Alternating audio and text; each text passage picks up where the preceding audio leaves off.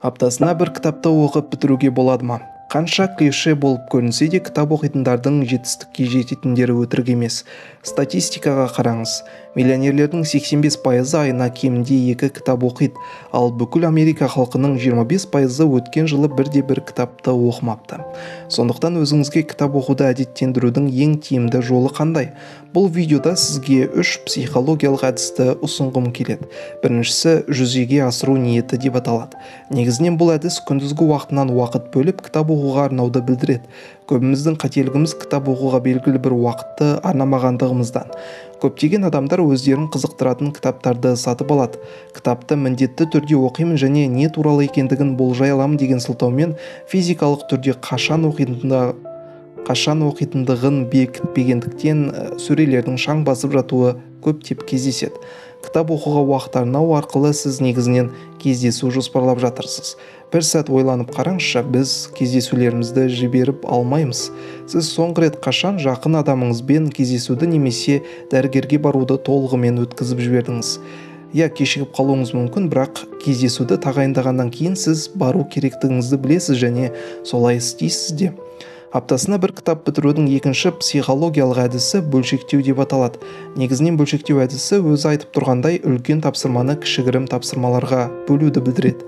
Адамдардың кітап оқуды бастап ешқашан аяқтамауының себебі тапсырманың тым үлкен болып көрініп істей алмайтындай сезінетіндігінен. 200 беттен тұратын көркем кітапты сіздің ойыңызша бір отырыста оқып шығу үшін қанша уақыт керек? Сіз 10 немесе 15 сағат деп ойлап жатқан шығарсыз. Шындығына келсек, орташа адам шамамен 200 бетті кітапты 5 сағатта оқи алады. Яғни сіз шамамен күніне 45 минутыңызды ғана кітап оқуға жұмсауыңыз керек деген сөз. Бұл дегеніміз ештеңе етпес, ертең түскі астан кейін үйде оқимын дегеннен гөрі, ертең түскі астан кейін бір тарауын үйде оқимын деу әлдеқайда тиімді. Кітапты тарауларға, тіпті кішкентай тармақшаларға бөлшектесеңіз, сіздің миыңыз оны енді үлкен жұмыс ретінде санамайды.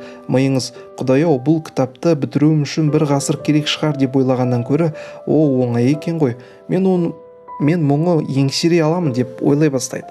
Аптасына кітап оқудың соңғы психологиялық айласы сыйақы жинағы деп аталады. Бұл дегеніміз сізге онша ұнамайтын тапсырма мен сізге шынайы ләззат сыйлайтындай дүниені қатар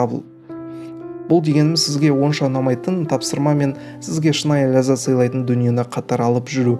Мысалы, сіз әр тараудан немесе тармақшадан кейін өзіңізді марапаттайсыз. Ол сіз сүйіп көретін сериалдың немесе телебағдарламаның бір сериясын көру болуы мүмкін. 1-2 рет осылай жасағаннан кейін кітап оқуды миыңыз жақсы қабылдай бастайды. Өйткені миыңыз оны өте жағымды нәрсемен байланыстыруда. Миыңыз, вау, мен тарауды бітірдім, немесе бөлімді оқыған сайын өзімді керемет сезінемін деп ойлау дағдысына енеді. Осы 3 әдістің барлығын біріктіру арқылы сіз жаймендеп бұрынғыға қарағанда көбірек тарауларды оқи бастағаныңызды байқайсыз. Бір кезде ертең үйге түскі астан кейін мен кітабымның келесі тарауын оқимын және оқыған әрбір тарауым үшін тақтар ойыны жаңа эпизодының келесі бөлімін көремін дейтінге де жетерсіз. Осыны қолдан көріңіз, сіз әлі-ақ көп кітаптар оқитындығыңызға кепілдік беремін.